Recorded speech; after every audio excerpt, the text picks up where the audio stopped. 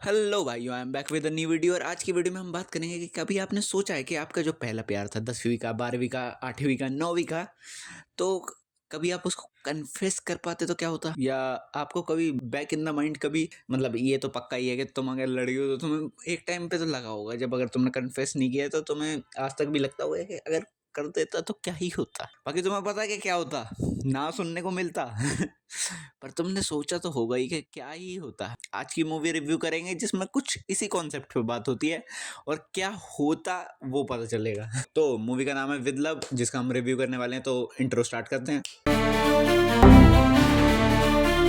With love movie जो है उसमें जो एक्टर है उसको तुमने पहले भी कभी देखा है। अगर तुमने टूरिस्ट फैमिली देखी है तो या the same director is actor now, और उसमें भी एक्ट किया था, एक छोटा सा रोल था। इसमें पूरा फुल फ्लेज अब लीड का रोल है। देखा जाएगा ना, पहली मूवी के हिसाब से बहुत तगड़ा लगा मुझे। तुम्हें मेरे हिसाब से जब भी अगर सिनेमा में अपना पहला स्टेप रख रहे हो ना, तो ट्राई करोगे अपने जैसा कैरेक्टर लिखने की कोशिश करोगे जो तुम खुद हो। ज़्यादा से ज़्यादा कनेक्ट कर पाओगे, ज़्यादा से ज़्यादा इमोशन शो कर पाओगे इस कैरेक्टर के थ्रू। शुरुआत में मूवी में समझ आता था कि आर्किटेक्चर काइंड ऑफ गाय है, क्योंकि उसके पूरी वॉल्स पे उसने अपनी अलग अलग चीज़ें बना रखी हैं। बहुत ज़्यादा आर्टिस्टिक लगेगा तुम्हें शुरुआत में, जब बिल्कुल ही हमें इंट्रो के साथ दिखाया जाता है कि इंट्रो भी नहीं दिया जाता, बस उसके कमरे में वो सो रहा होता था। तो मैंने जो जज करने की कोशिश करी तो वो करी। तो शुरुआत में हमें समझ आता है कि जो लीड है इस मूवी का उसका नाम है सत्या। उसकी अक्का उसको कॉल कर रही होती हैं क्योंकि मैट्रिमोनी वेबसाइट पे एक लड़की मिली है जो कि मैच हो गया है, तो आपको जाके मीटिंग करनी है। रेस्टोरेंट बता देती है, फ़ोटो नहीं भेजती है क्योंकि हमेशा रिजेक्ट कर देता है। जब वो जाता है वहाँ मीटिंग पे तो एकदम से वो समझ ही नहीं पाता क्योंकि 3 लड़कियाँ बैठी होती हैं टेबल पे अलग अलग। उसे लगता है वो जैसे ही अंदर घुसता तो उसकी तरफ देख रही होती है, तो समझ नहीं आता क्या।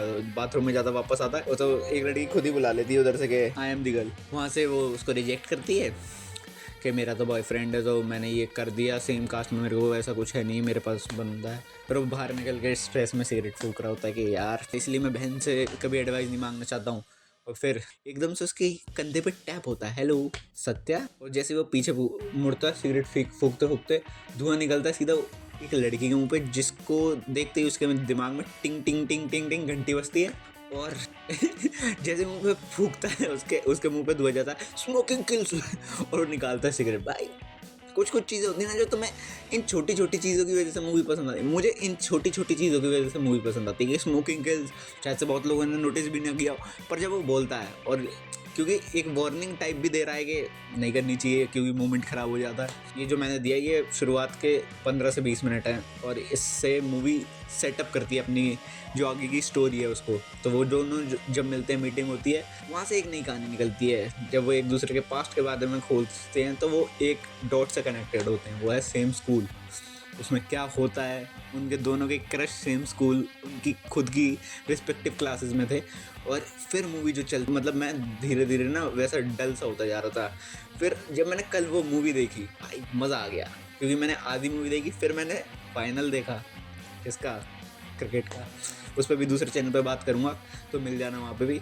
और फिर मूवी देखी तो मज़ा आ गया भाई। एंड होते होते ज़िंदगी में ऐसा लगता है कि सही है ज़िंदगी। फिर पास में जब स्टोरी जाती है तो दिखाया जाता है कि जो सत्या है वो अनीशा नाम की किसी लड़की से प्यार करता था, और वो मतलब दूसरे रिलीजन से थी। पर वो ये ना कि प्यार में कहाँ देखी जाती हदें इसीलिए जूते पड़ते हैं। वो कभी कन्फेस ही नहीं कर पाता, जैसे कि हर दूसरे बंदे का होता है जो भी थोड़ा इंट्रोवर्ट काइंड ऑफ गाय होता है, क्योंकि पता होता है यार कि सामने से क्या आएगा रिप्लाई के, ना जी पागल है क्या तू, तेरे से थोड़ी करूँगी ऐसा आएगा, मुझे ऐसा लगता है। और फिर एक फ्रेम है, मतलब जब ये सारी चीज़ें होती हैं तो एक जगह हमारे सत्या का दिल टूटता है जब उसको पता चलता है कि अनीशा उसकी नहीं है, वो किसी और के साथ है।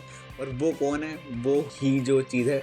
उस टाइम जब उसका दिल टूटता है वो रोने जाता है मदर मैरी के स्टैचू के नीचे, रो रहा होता है बैठ के। उसके बाद हमें दिखाया जाता है कि वो रो रहा है, बहुत गंदा रो रहा है। उसके बाद वो उठता है और किसी में चाटा धर देता है। फिर हमें दिखाई जाती है मनीषा की लव स्टोरी स्कूल में, जो कि हमारी फीमेल लीड है। और भाई वहाँ पे भी चलता है कि कैसे दोनों तरफ से नहीं, एक तरफ से बहुत ज़्यादा प्यार था। ऐसा नहीं है कि उसकी ज़िंदगी में कोई नहीं था, लड़के की ज़िंदगी में कॉलेज में कोई नहीं आया, पर लड़की की ज़िंदगी में 11th में भी प्यार था और कॉलेज में भी प्यार था, पर उसने अब छोड़ दिया। और अभी वो क्या है, एक इन्फ्लुएंसर 1 मिलियन वाली। हमारे सत्या को पता ही नहीं। मूवी कुछ कुछ चीज़ें हैं जो मेरे को अच्छा लगा कि उन्होंने ना बहुत ज़्यादा डबल डाउन नहीं करा, क्योंकि नॉर्मल लाइफ में भी कुछ कुछ चीज़ें बहुत अनरिजॉल्व सी होती हैं, कुछ रिलेशनशिप बहुत ज़्यादा सुलझे नहीं होते हैं। जैसे कि उसके पापा की उसके साथ जैसी बॉन्डिंग है उसको बहुत ज़्यादा ऐसा नहीं कि लास्ट में तो पापा का कर्जा भी उतार दिया, पापा को घर पे भी रख रहा, पैर भी दबा रहा है, वो सब नहीं। उसने एड्रेस किया वो चीज़ कि हाँ उसकी गलती थी, उसने माना, अब वो साथ रहते हैं और वो समझा अपने पापा को कि क्या सोचते हैं, क्यों कर रहे हैं वो ये चीज़ ही जो हमें हर्ट कर रही है पर पापा कर रहे हैं। तो उसको वो समझ आया। मेरे को वो अच्छा लगा कि उसने क्लैरिटी लेने की कोशिश करी, रिजॉल्व करने की कोशिश। एकदम से तार ऐसे चुटकी बजाने से सुलझ नहीं जाते, समझ रहे हो। और मूवी में कोइंसिडेंस ऑफ बोथ लाइफ्स दिखाई हैं, और क्योंकि 2 साल का गैप है उन दोनों के बीच में, 10th-12th के टाइम की सेम ही स्टोरी लाइन चल रही है, तो मुझे पता था कि एंड में आके ना वो एकदम से कहीं ना कहीं मिलाएंगे। और वो एक शॉट जो है सीढ़ियों वाला, इधर से आ रहे हैं दो, इधर से आ रहे हैं, तो इंटरसेक्शन टाइप है, वो मुझे पक्का से पक्का पता था कि आखिर में जाके भाई वहाँ वो दोनों का मिलना लिखा ही है। पुराने पास्ट में वो मिले ही होंगे, उन्हें याद नहीं होगा, और वही हुआ।